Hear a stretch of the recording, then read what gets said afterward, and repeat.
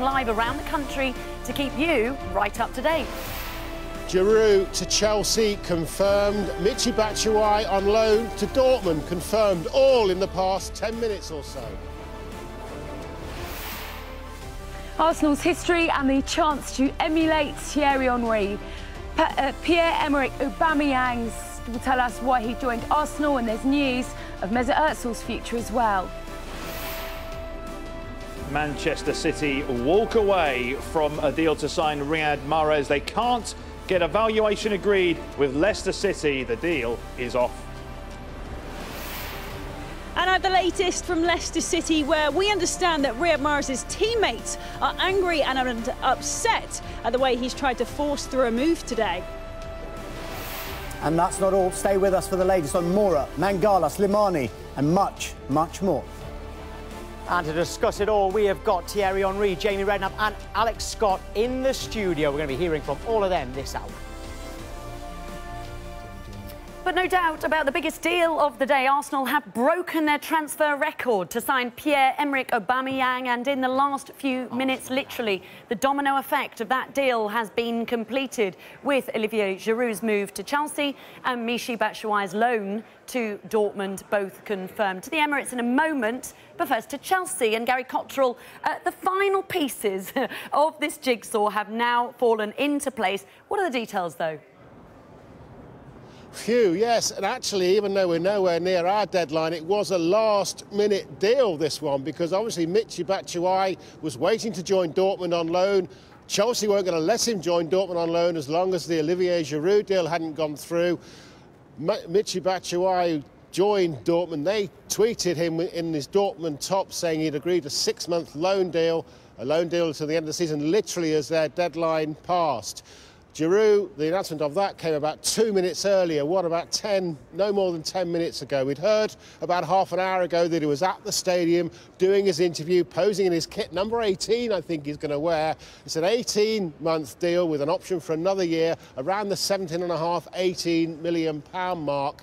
So all day we were wondering whether this deal would get done, whether this 3 deals that were all dependent on each other will all eventually get done. And in the end, it seems, just in time in terms of the German transfer window, it has. Olivier Giroud coming to Chelsea, as I say, 18-month permanent deal with the option for an extra year, and Michy Batshuayi going to Borussia Dortmund. He'll be pleased. He wanted to go. He travelled out there this morning. He'd been taking his medical. He'd been handy to sign that bit of paper and get the deal done if the Giroud situation allowed. The Giroud situation did allow. Phew, it happened.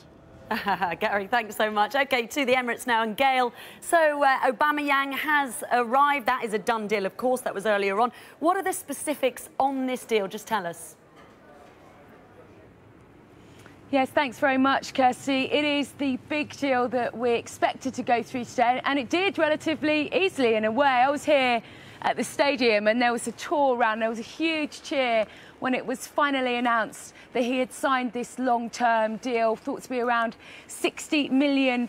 He joins his former teammate, doesn't he, Henrik Mkhitaryan? There's been some lovely pictures of those two reunited today. We saw pictures of Arsene Wenger with his new signing. And one of the reasons, well, he said Arsenal's big history and the chance to emulate Thierry Henry. That's what he had to say. But perhaps even bigger news has come out in the last sort of couple of hours. There were reports this morning that Mesut Ozil has signed a new contract.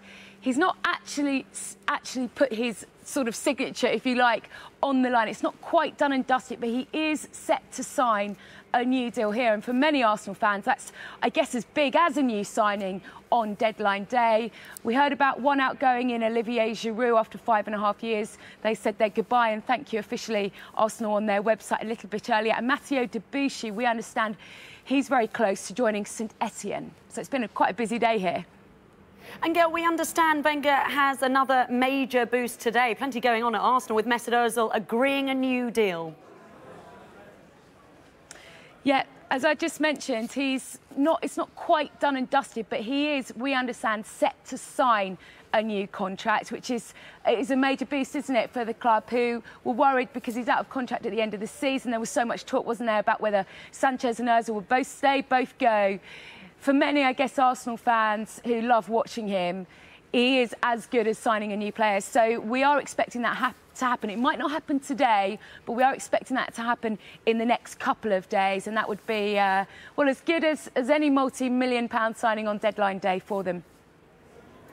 Gail, thank you. OK, to the news we broke in the last 15 minutes, we understand that Manchester City have pulled out of any deal to sign Leicester's Riyad Mahrez. We'll speak to Michelle Owen for the Leicester angle in just a moment. But let's first go to City then. Ben Ransom's across all things Manchester City. What's happened then?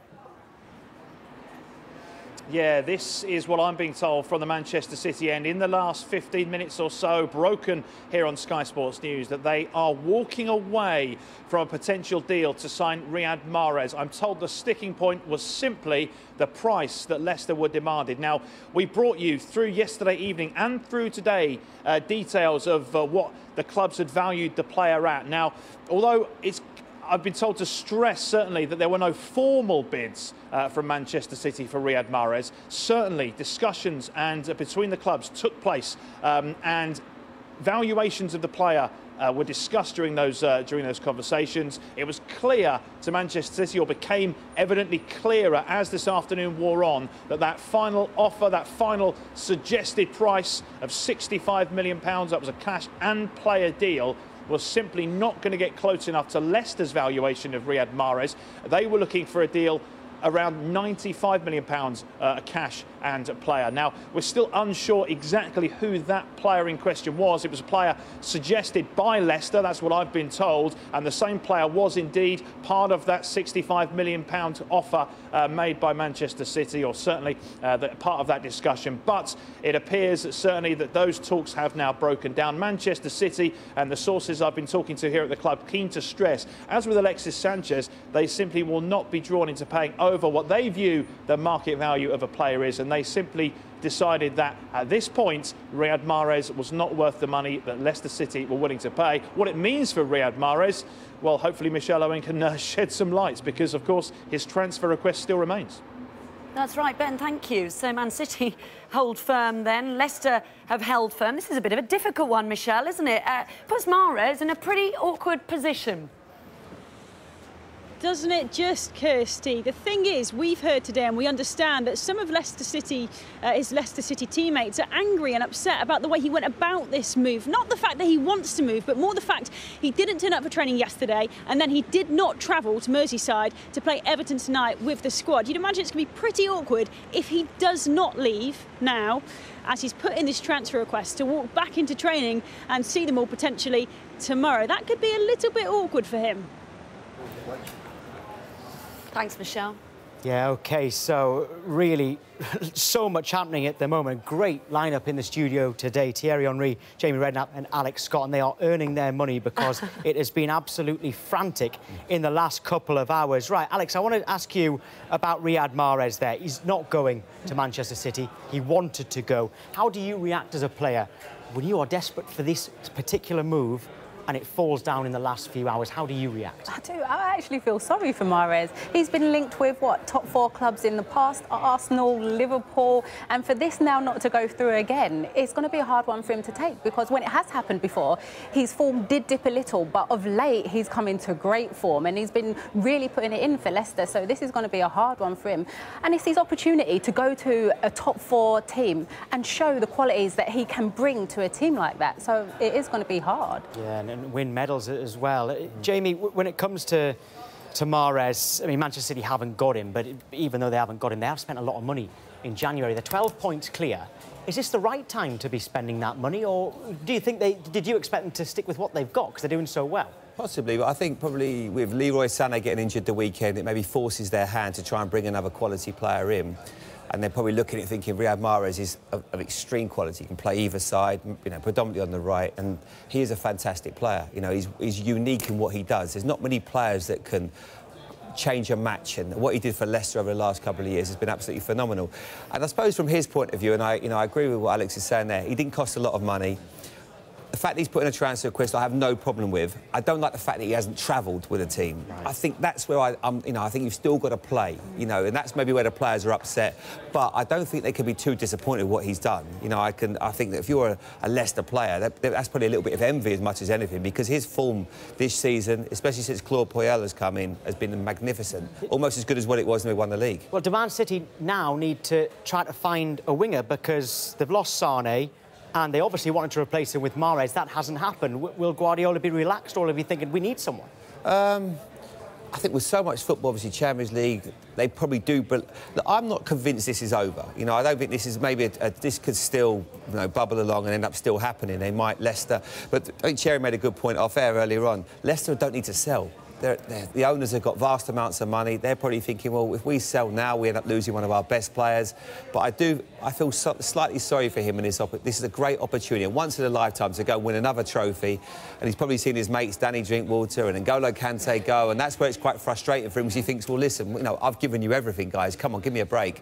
I get all sides of this one. This is a really tough one for everybody concerned. The other point for me is also that when Man City comes on the table to buy a player, because it's Man City, people are going to ask for a large amount of money because they know that they have it. And, you know, we talked about it before. Also, the owner of Leicester City is asking for big money because he's like, OK, if you don't give it, I don't have a problem with that. But the point that I wanted to make also is Claude Puel.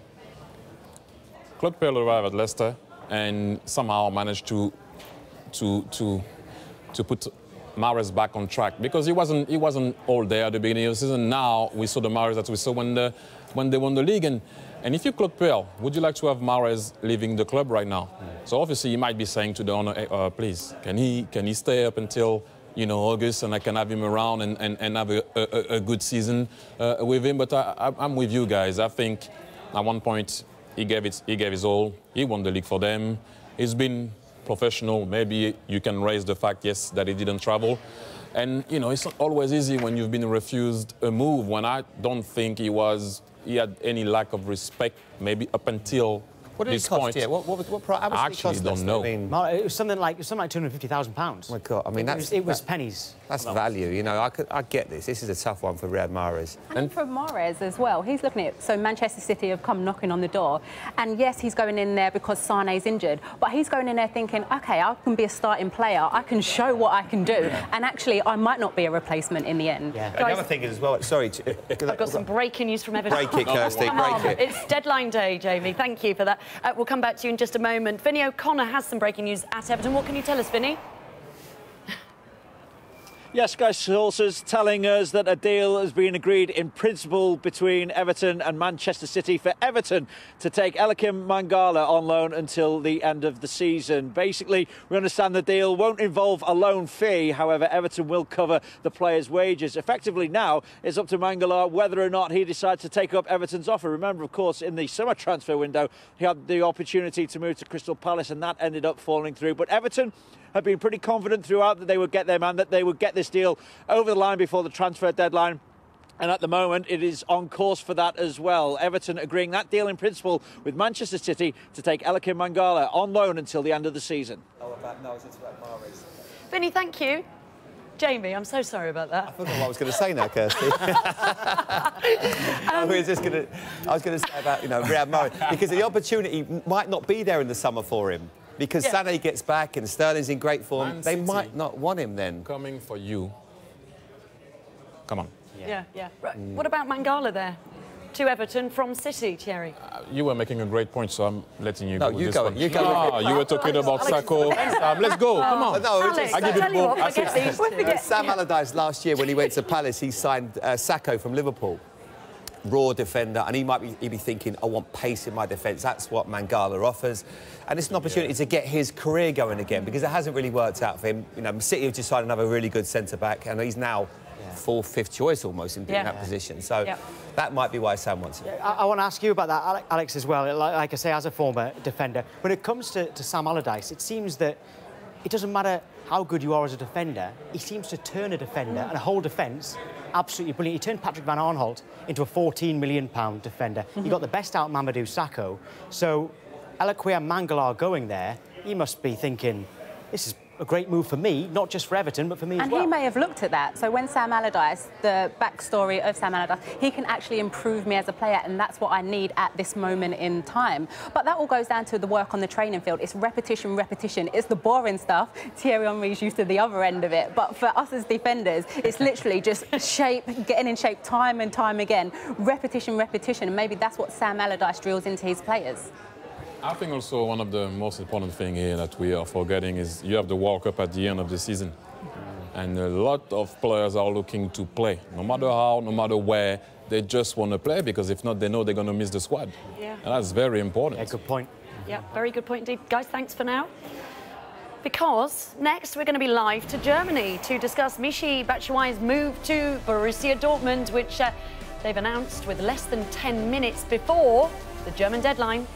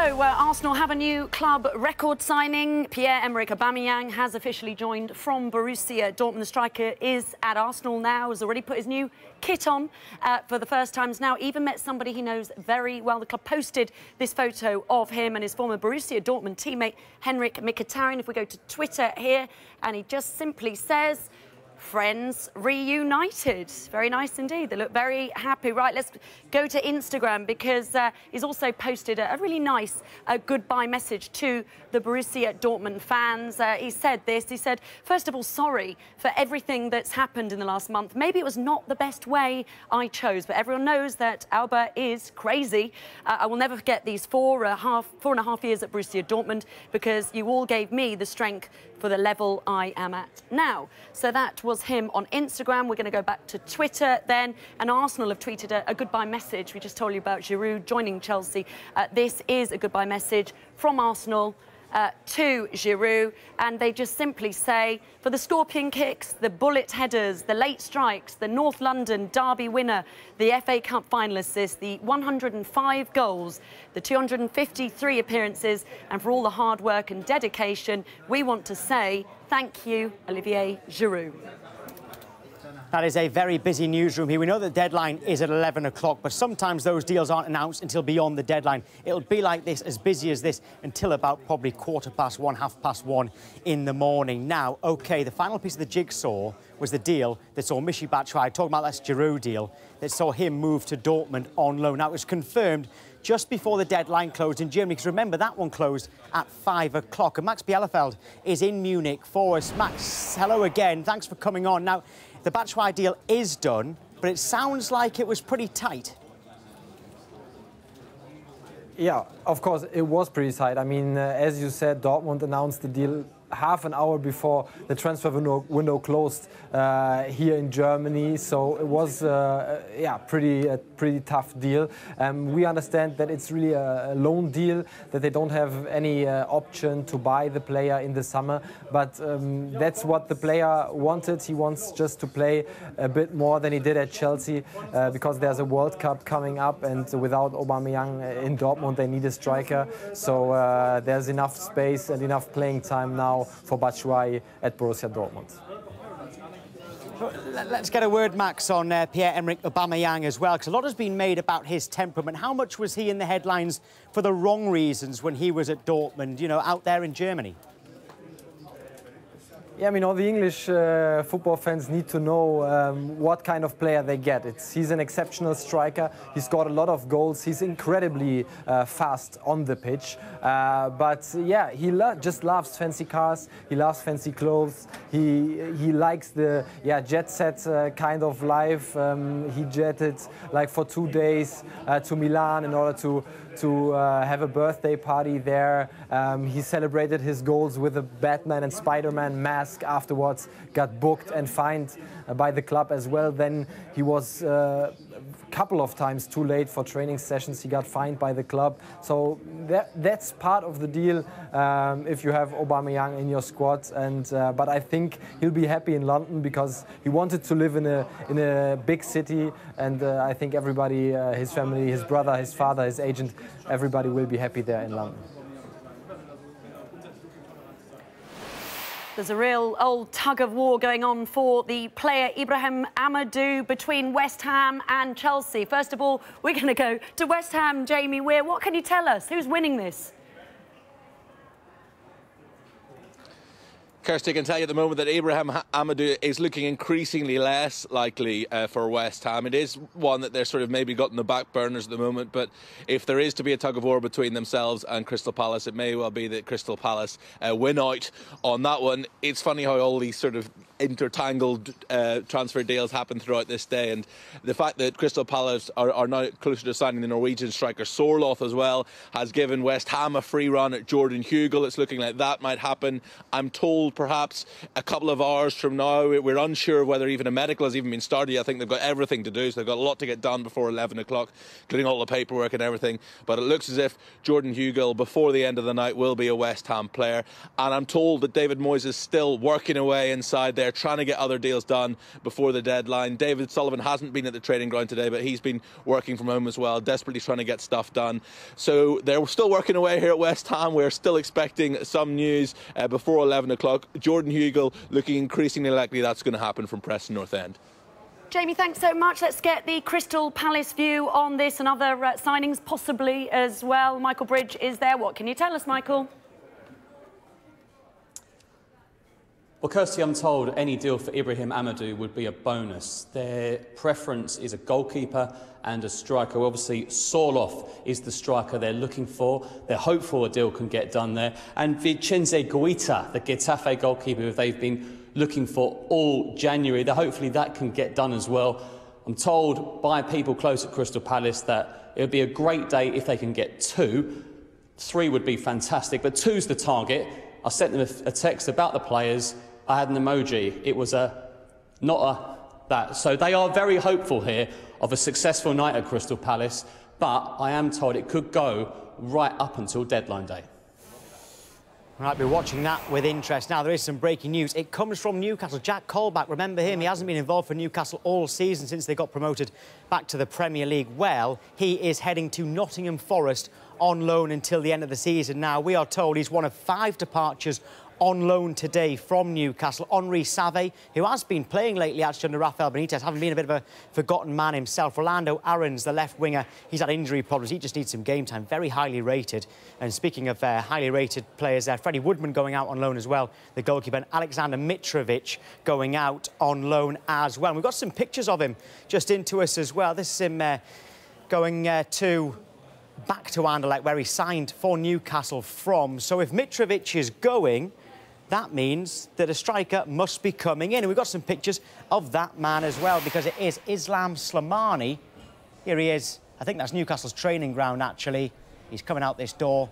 Looks like he's coming into Newcastle with Mitrovic going the other way. So we're still watching that one. That deal isn't done yet. But Jack Colback, it does look like he is going on loan to Nottingham Forest from Newcastle until the end of the season.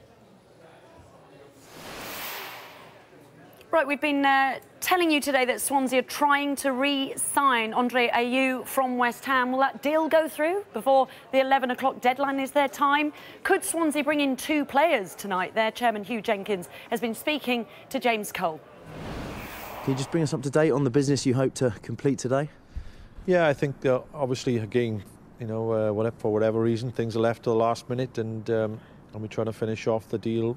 Obviously, Andre Ayew with the deal with West Ham, trying to conclude that today as quickly as we can.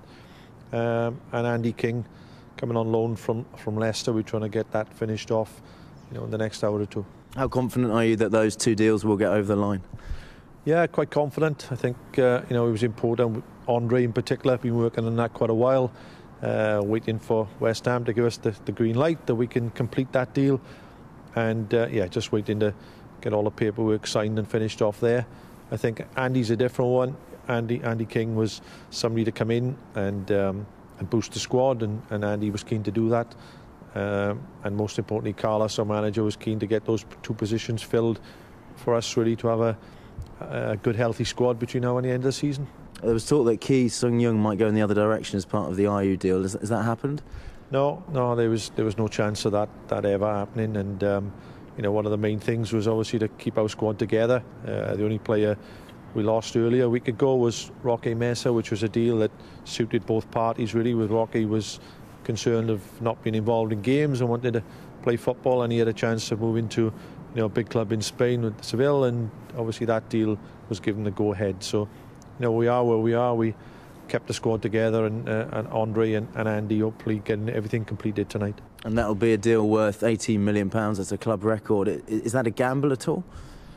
We don't see it as a gamble. Obviously, it's a big fee for us as a club. You know, the transfer values have changed probably over the last couple of years, and things have risen considerably. But we feel it's a good deal for us as a club. You know, the big challenge ahead to make sure we finish well between now and the end of the season, and we're all looking forward to Andre, you know, being united with his brother and forging a great partnership for us. OK, that's Swansea. What about Watford? What's happening there? Roger Clark is there for us. Roger, anything happening that you can tell us about?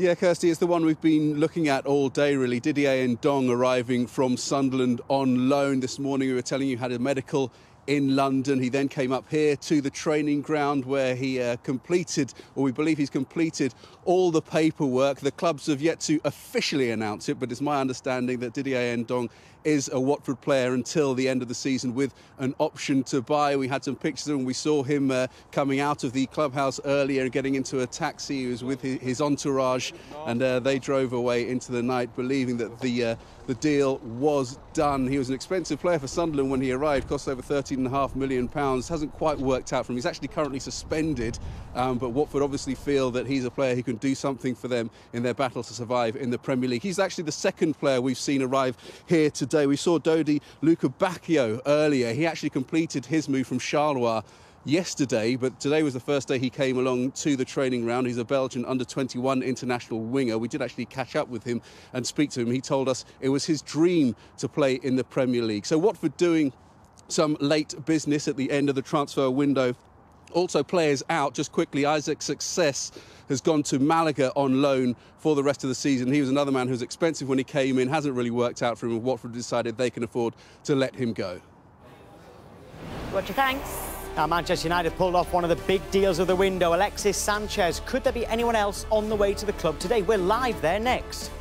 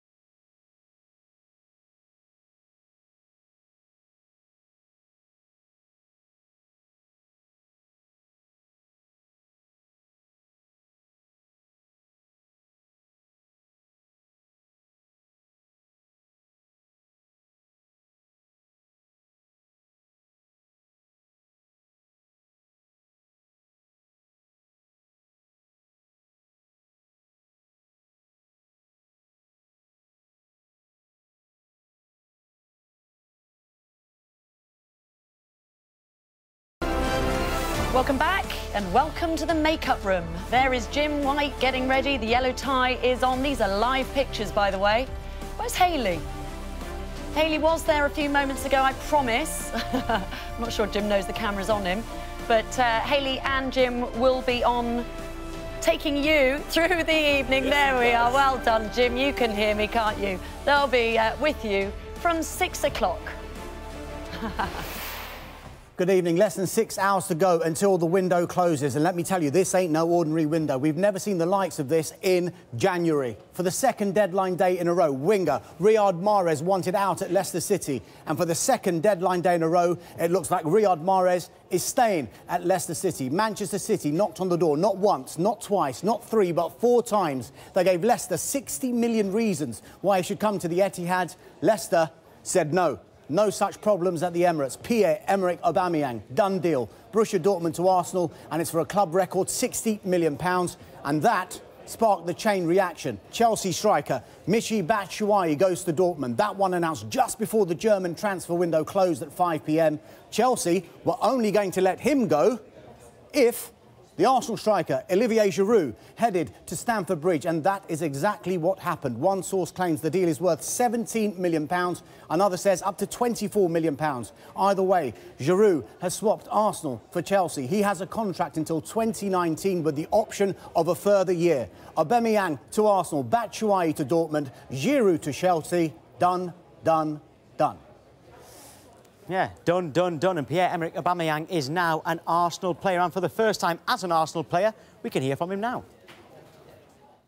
Yeah, finally, I'm really happy to be here. And of course, I can join Mickey in this team. So I'm really happy to be here in this great team. What is it about Arsenal that you like so much that appealed to you? I think the club have such a big history, and they had the great players like Thierry Henry, so it's an example for us strikers. So yeah, I'm really happy. That's what I said before.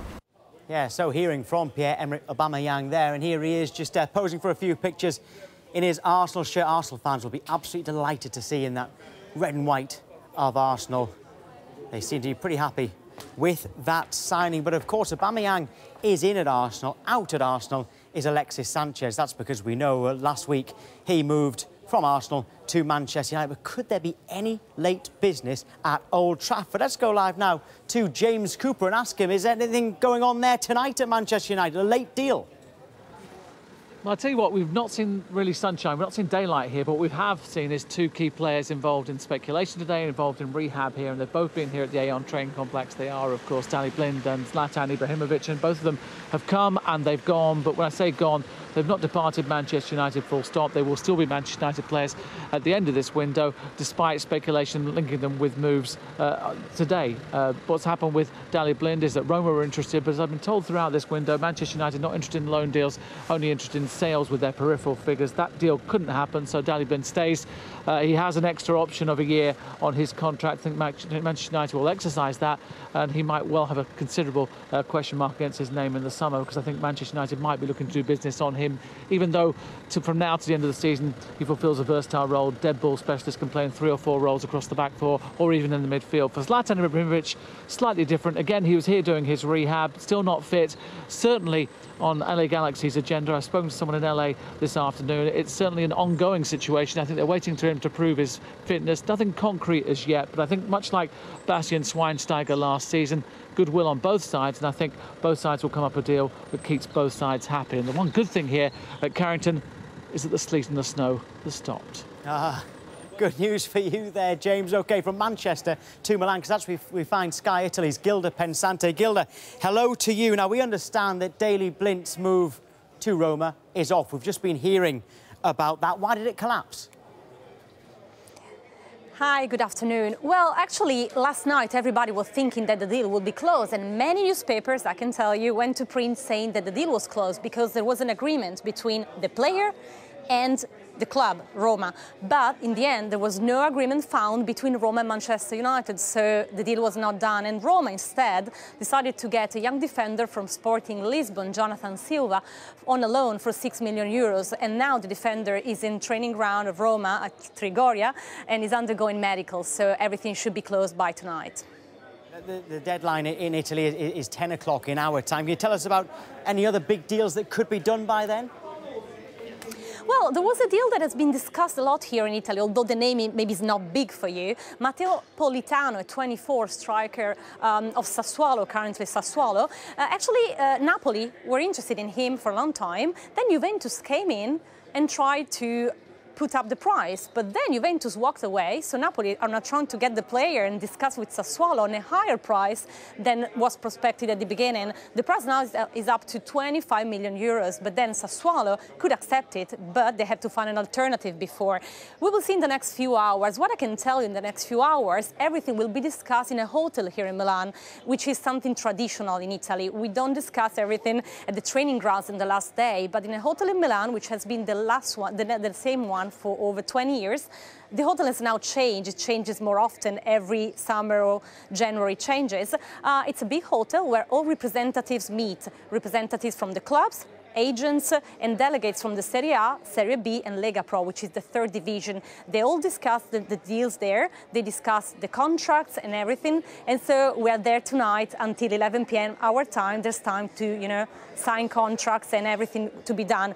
Just something new in the last few years. Also an email is accepted instead of the contract handed in by 11 p.m. Gilda, interesting stuff. Thank you. Right, let's come to our guests for just a moment. Let's focus on Manchester United. Thierry, if United's window ends with no more activity, how happy will Jose Mourinho be with what he's done? Well, first and foremost, I think he will be extremely happy because he signed 2 more years. And so that will be the first thing for him, I guess, and I hope the squad. But you got Sanchez in what I will call an unexpected deal at the end of the day. And so I'm not going to name the whole squad, but you have an amazing squad. And you're looking at right back, left back, midfielders, centre backs. And I know some guys got injured along the way, but you still have an amazing squad. And you got Sanchez on top of everything. Who wouldn't like to have Alexis Sanchez in their squad? And so I think it's a great deal. If they can get someone else, it can be great. But I think at the minute, it's a great one. And for him, to go back to what I said, he signed another deal, so he's happy. Jamie, if you're looking ahead to next season, Manchester United need to focus on trying to win the title next season. Yeah. How strong are they looking? How strong do you think they'll be for next season? They're very strong. It's just, you try to compete against Man City at the moment. That's the problem for everybody. And the football that they're playing, they do seem, at this present time, a level above. I still feel Man United might, in the summer, maybe try and get another central defender in. That's probably where they could get a little bit stronger. But in terms of midfield going forward, there's not many excuses now for Jose. Next year, they've certainly, if they can't do this year, attacking to win the Premier League. That's what their ambitions will be. They've got all the personnel. It actually gets to a point where, can you spend any more money? Can you throw more money at it? That's the question. And the answer is no. Yeah. Sooner or later, you've got to go, these are my players. I'm happy with this group. Let's get the most out of them. Because I think, I would say that's what Pep says, but it isn't really, because they keep trying to push on. But I think that, as Thierry says, Sanchez is a great signing for them. Alex, do you agree with this? Yeah, and I totally agree with Jamie. You can't just add players for the sake of adding to the team when it's not necessary. Because when I look at their defence, they don't concede many goals, actually. All of January, I think they're yet to concede a goal. And then when you look at their array of attacking players, wow, it's already, how are you going to fit all those players in? Martial now, Rashford, where does Sanchez then play? There's so many options for Mourinho. And I think it does go back to the point, no one expected Manchester City to have the season and play at the level they are playing at this season. Because then when you look at it, Manchester United would have been competing if it was any other season. Yeah, does this signing of Alexis Sanchez just guarantee that they do definitely get second place this season? Oh, yeah, he adds a totally different dimension. A calibre of Alexis Sanchez adding to any team is he's going to score you goals, his work rate, the ability to play those nice through balls to players. He brings everything, and definitely he's going to strengthen Manchester United. Guarantees the top 4, that's for sure. I mean, the only thing I will say is, and it's, you always want to see great players come into a football club. I feel slightly sorry for people like, say, Marcus Rashford in this situation, where that puts him down the pecking order. And Lingard. Lindegaard, yeah. it makes it harder. Although the guy's been playing in slightly deeper, I wouldn't feel he'll be somebody that will be looking as much at Sanchez, but Marcus Rashford certainly will. I know there's been talk about maybe putting him alongside him to maybe learn and, you know, help his development. But there comes a time, you know, when Thierry was at that age, you know, you're ready. You know, and for what I can gather when I speak to players at England camp, he's one of the top performers. He just needs that chance, and maybe it might not happen from at Man United. But at one point, the best way to learn is to play. Exactly. Learn from your mistakes, grab momentum, and unfortunately it didn't happen for him at Man United, and it's not easy over there. OK, thanks for now to 3. Thanks very much, guys. Yeah, because I've got to make my way up here again because it looks like one striker in and one on the way out at Newcastle. As you can see, Keith Downey is there ready for us at the club's training ground. Keith, what can you tell us on this? Yeah, Kirsty, it is one in and one out here at Newcastle United. We've already seen the pictures of Leicester City striker Islam Slimani. He landed by private jet earlier on this afternoon, hot-footed up here to the training ground to undergo the first part of his medical. And then an hour or so ago, he left here and headed down to a private hospital in Newcastle where he'll have the second part of that medical and then hopefully take in tonight's match, their home match against Burnley. Now, while he's been travelling here and undergoing the final touches to his move, Alexander Mitrovic, a Newcastle United striker, has been going out of Newcastle. We caught a picture of him, we got a glimpse of him earlier on at Newcastle Private Airport, also heading out by private jet. Mitrovic heading back to his former club Anderlecht on a loan deal until the end of the season, similar to Slimani's deal here at Newcastle. So Rafa Benitez waited until Slimani was here in his grasp in Newcastle before he allowed Mitrovic to leave 1 hour later. Interestingly, Newcastle have got another arrival this evening. It's Martin Dubravka, the Slovakian goalkeeper, arriving from Sparta Prague. He has landed here in the last half an hour in Newcastle. I'm told he'll have his medical at St James's Park tonight at the stadium. The doctors were here earlier with Slimani, the club doctors. They've left the training ground, headed down to the stadium before the 52,000 supporters arrive, and they'll put him through his medical there at the stadium before Newcastle take on Burnley tonight. And just a couple of other pieces of news in a busy day at Newcastle. Jack Colback, the Newcastle midfielder, out of favour under Rafa Benitez. He's currently on his way to Nottingham Forest to sign a loan deal until the end of the season. And Orlando Aarons, the winger, will head off to Hellas Verona on a similar deal until the summer. Keith, thank you so much.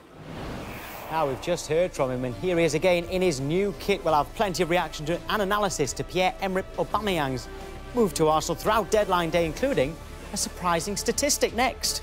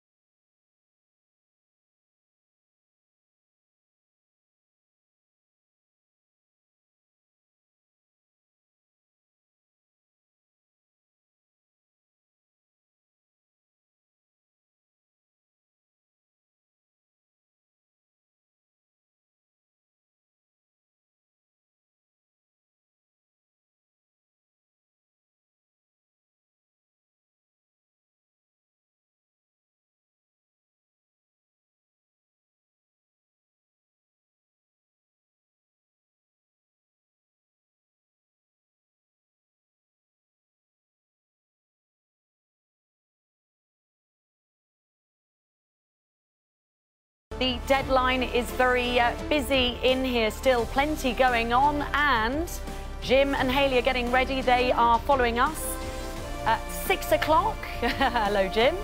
Getting ready. And while they do that, I'm going to just give you a little bit of information, some breaking news, because it's something we had expected. It's now a done deal. Didier Ndong has signed for Watford on loan from Sunderland for the rest of the season. The club also have the option on a permanent transfer in the summer. We heard from Roger Clark, who's been at Watford all day, but that deal is done.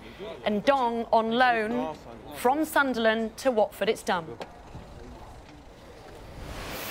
Right, a lot of good news for Arsenal today, and Thierry Henry is here to talk about one of those signings in Pierre-Emerick Aubameyang. We're just going to show you quite an interesting stat here, Thierry. This is all of Pierre-Emerick Aubameyang's goals in the Bundesliga for Borussia Dortmund. Have a look at that. Just one outside of the box. Does that surprise you, and is that what Arsenal need? Well, first and foremost, it doesn't matter where you score the goals, if they're outside of the box or in the box. The most important thing is he does score goals, and yes, I don't know. I thought that he scored more goals from outside of the box, but you know, Arsenal likes to possess the ball, so for me it speaks volume that is good in the box, as we can see. Yeah, I'm told that that's very similar to Ruud van Nistelrooy when he was at Manchester United, but they actually seem like different players. Yeah, you will think of Ruud. I mean, we all know what Ruud used to do. Very good in the box. He could hold the ball well, clever runs.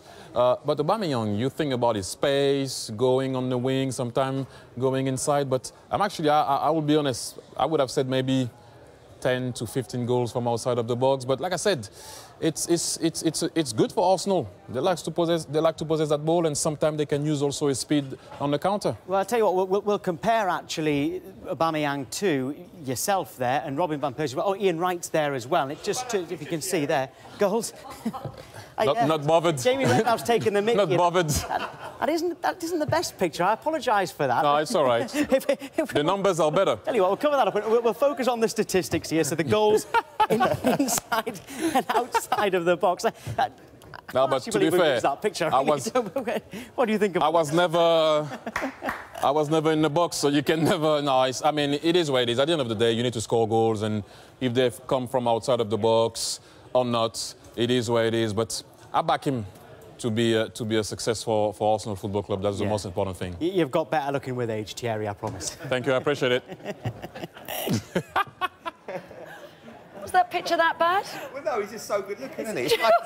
It's nice to see a picture of him when he's not looking that good. Oh, my gosh, look at him, $1 million, and all of a sudden we find one. It was, you know, I'm glad I put that picture up now. Oh, that is brilliant. I love it, I love it. Right, just a quick one here regarding Mesut Ozil, who we know...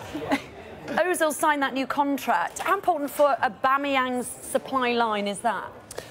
Yeah, you asked me to come. I still think he was making me laugh. Regards Aubameyang, how important is it that absolutely.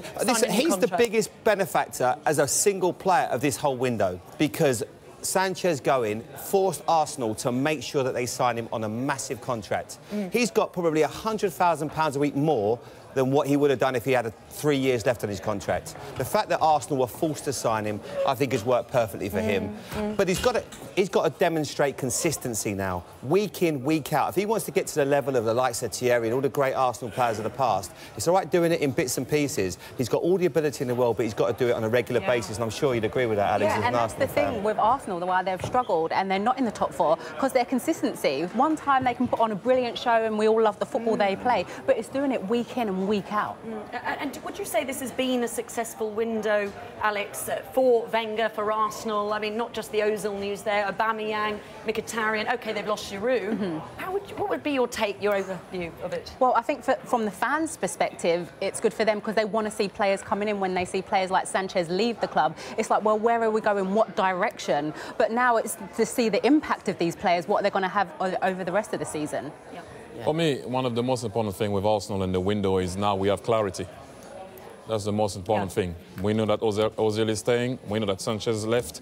Giroud obviously wanted clarity for his future and see if he was going to be involved at the World Cup. He will be involved, sorry. But suddenly, you have clarity. So you can move forward now with your team. And I think sometimes that's one of the most important things when you don't know what's happening in and around the dressing room. Now you have that clarity. Perfect. Go on and perform. Right. Well, it's been an absolute pleasure. Thank Thierry, you, guys. Jamie, Alex, thank you very much indeed. So much breaking news in the last few hours, hasn't there? It's been great, hasn't it? Olivier Giroud, no longer an Arsenal player. And Thierry can't believe it. No, it's... Jamie, for sure.